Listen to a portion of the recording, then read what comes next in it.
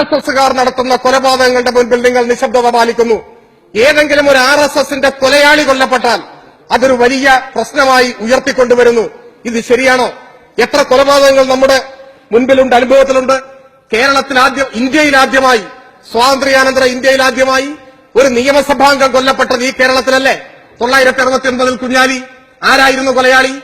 ഇന്ത്യയിലാദ്യമായി ഒരു municipal chairman കൊല്ലപ്പെട്ടത് ഈ കേരളത്തിലല്ലേ? ചാവക്കാട്ടെ KP വത്സലൻ. ആരായിരുന്നു കൊലയാളി?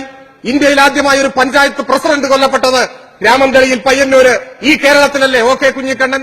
ആരായിരുന്നു പ്രതികൾ? ആരായിരുന്നു കൊലയാളികൾ?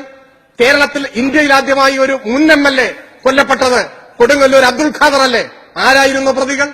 ഇന്ത്യയിലാദ്യമായി ഒരു ജില്ലാ പഞ്ചായത്ത് അംഗം കൊല്ലപ്പെട്ടത് ഈ കേരളത്തിലല്ലേ? KV സുധീഷ്. ആരായിരുന്നു പ്രതികൾ? ഒരക്ഷരം ഉരിയാടിയിട്ടുണ്ടോ ഈ സാഹചര്യങ്ങളിൽ? വേണ്ട, ഇതൊക്കെ ഞങ്ങളുടെ നേതാക്കന്മാരായതുകൊണ്ടാണ് എന്ന് കരുതാം. ഈ ഗവൺമെന്റ് അധികാരത്തിൽ വന്നതിന് ശേഷം RSS എത്ര പേരെ കൊന്നുതള്ളി?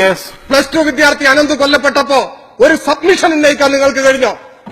8 വയസ്സുകാരൻ ഫഹദിനെ RSS സംഘപരിവാർ കഴുത്തറുത്തു കൊന്നപ്പോ ഒരു സബ്മിഷൻ ഉന്നയിക്കാൻ നിങ്ങൾ തയ്യാറായോ?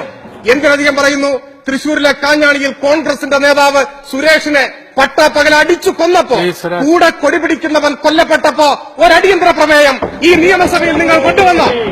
കോൺഗ്രസുകാരന്റെ ജീവനേക്കാൾ വില കൊലക്കേസ് പ്രതിയും ഘാതകരുമായ RSSകാരനാണ് എന്ന് കരുതുന്ന ആ രാഷ്ട്രീയ പാപ്പരത്വമുണ്ടല്ലോ, അത് നിങ്ങൾ ശരിയാണോ? ഈ കാലഘട്ടത്തിന് ചേരുന്നതാണോ? സംഘപരിവാർ ഫാസിസത്തിന് ഇങ്ങനെ പ്രോത്സാഹിപ്പിക്കേണ്ടതുണ്ടോ? നിങ്ങൾ പരിശോധിക്കണമെന്നാണ് എനിക്ക് അഭ്യർത്ഥിക്കാനുള്ളത്. ഈ ചരിത്രമൊന്നും മറന്നുപോകാനുള്ളതല്ല. മറവിക്കെതിരായ ഓർമ്മകളുടെ സമരമാണ് രാഷ്ട്രീയമെന്ന് എഴുതിയത് മിലാൻ കുംബേരയാണ്.